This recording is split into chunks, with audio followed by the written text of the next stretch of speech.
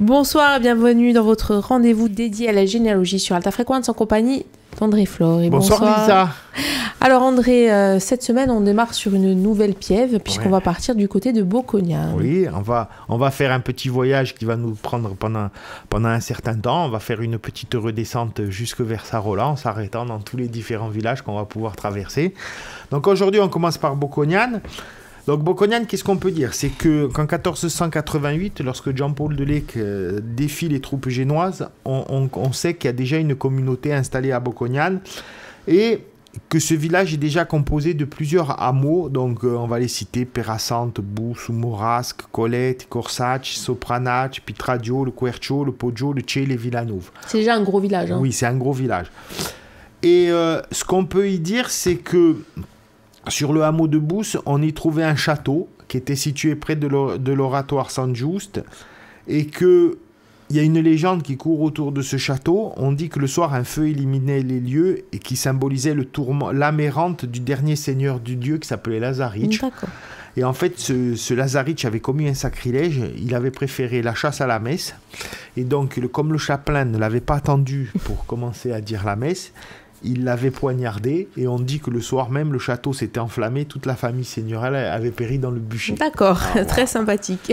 Alors, qu'est-ce qu'on peut dire pour Bocognane? Que ses habitants exerçaient majoritairement la profession de berger et qu'ils pratiquaient beaucoup la transhumance, puisque l'hiver, ils quittaient le village pour gagner les pâturages de la basse vallée, principalement à Afa, mais aussi on en retrouve dans d'autres villages proches comme Villanove, comme Alat, comme Apiet, voire même Calcatoge, puisqu'il s'étendait sur toute la plaine, mais aussi on en trouve beaucoup sur Ajaccio. Parce oui, c'est le village ajaccien, voilà, Bocognane. Il y a un nombre impressionnant de personnes mariées dans le paroissial d'Ajaccio qui portent soit le patronyme Bocognane, soit qui sont dites dit Bocognane.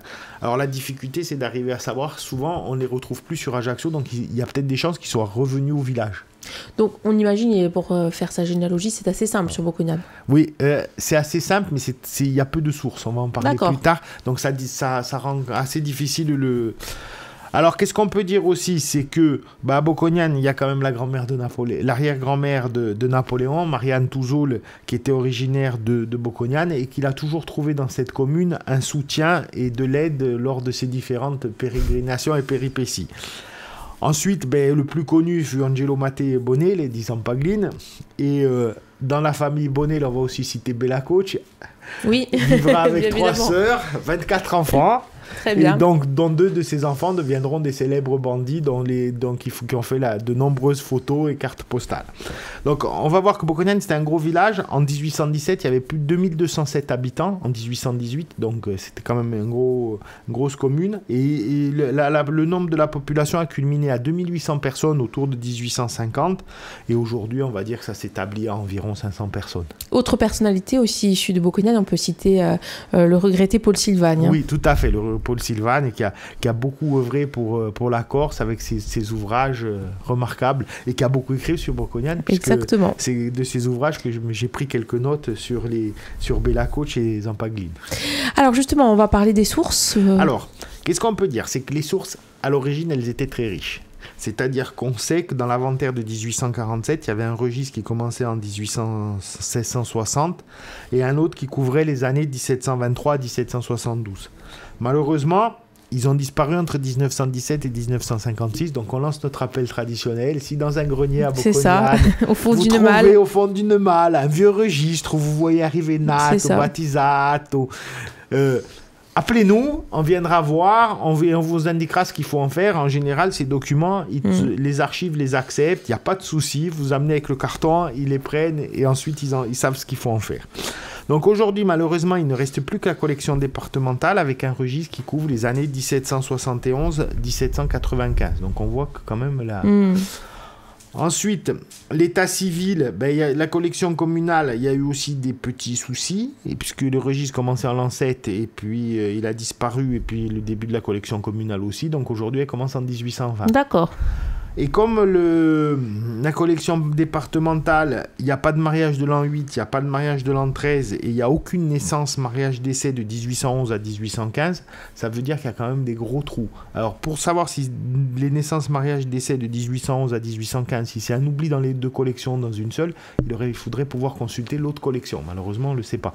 Parce qu'on s'aperçoit, c'est vrai, dans beaucoup de villages, entre 1811 et 1815, qui correspondaient à une période, la fin de l'Empire, etc., il y a quand même beaucoup d'actes d'état civil qui sont soit manquants, soit pas faits. Donc, qu'est-ce qui se passe? Alors, en plus, la difficulté sur Bocconian, c'est comme dans tout le Tché, Lavaux et la Mezzane, il n'y a pas de recensement Choiseul. Donc, ils font partie des régions où il n'y en a pas eu.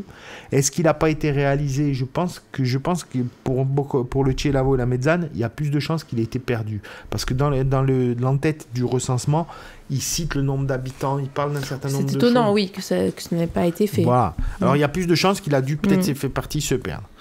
Donc, ensuite, qu'est-ce qu'on trouve? On trouve des recensements sur le site du conseil départemental. Donc, on a des recensements qui vont de 1818 à 1881. En gros, le suivant, c'est 1836. Et ensuite, il y en a un entre tous les 5 et 10 ans. C'est-à-dire, on a 1841, 56, 66. Donc là, ça quand même permettre d'avoir une bonne vision des familles, mais pour la partie moderne, bien sûr, où on a déjà l'état civil. Au niveau des registres de taille, on a photographié la taille de 1726-1728 pour Bocconian. Et ensuite, on a trouvé des documents de taille qui couvrent les années 1710 à 1713, voire un peu plus, qui sont des fois complètes et des fois il manque des pages. Et ensuite, un document de 1665 où il y a des listes d'habitants du village, mais qui est assez difficile des fois à lire, parce que comme les gens ils mettaient des annotations, il est décédé à telle époque à côté, il y a parfois des ratures et des choses comme bien ça. Sûr. Donc, qu'est-ce qu'on a aussi? On a pas mal de dispenses de consanguinité. Il y en a un certain nombre qui concernent Bocconian, entre 1749 et 1759. Ensuite, il y a quand même quelque chose qui aide, c'est qu'il y a 18 notaires sur Bocconian, dont les tièpes sont conservés aux AD, avec des notaires dont le plus ancien a commencé ses actes en 1620, et ça s'étend jusqu'en 1900. Donc on va dire que le plus ancien, il a fait quand même de 1620 à 1673, donc c'est quand même une bonne période. Et il y a beaucoup de notaires qui couvrent le début jusqu'au début du XVIIIe siècle, puisque sur le XVIIe siècle, on a à peu près 7 notaires qui couvrent le XVIIe siècle. Ensuite, au niveau du XVIIIe siècle, on a quand même des notaires on commence en 1717, mais pratiquement de 1717 jusqu'à 1829, on arrive à avoir une continuité. Donc si les gens veulent se mettre à dépouiller les notaires, il se pourrait qu'ils arrivent à trouver des informations importantes sur leur famille, mais c'est quand même un gros boulot.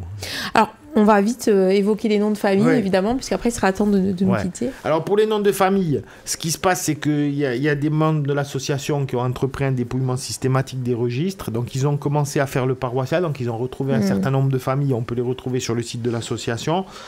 Alors, si on va citer les noms, il y en a un certain nombre. Donc, on va faire allez, on va sélectionner quelques-uns. On va en citer quelques-uns. Donc, par exemple, on a Barbolos, Biancamarie, Bonardi, Bonelli, Casasoprane, Celi, Cimiter, Colombone, Fabian Falgianelli, Ferri Pisane, Grimaldi, Marcaggi, Martinette, Minicone, Luciani. Ça, c'est vraiment des noms de Monette, Manente, Martinette, Moufragi. Qu'est-ce qu'on a encore comme vrai? Rosec, Rusterucci, Tuzoli, Chiarette, Serpaggi, Stoffato, Stufat, Tagliaiol, Vinci Leone, Vizzavone et Tsons. Voilà, des noms on n'a pas tout cité parce qu'on s'excusera auprès des gens qu'on n'a pas cités, mais par manque de temps, mais c'est disons que les noms qu'on retrouve principalement. Bien sûr. Merci beaucoup André, on se retrouve la semaine prochaine, on va continuer notre voyage dans la Piève, on va descendre puisqu'on va aller du côté de Taverne la semaine prochaine, au revoir. Au revoir.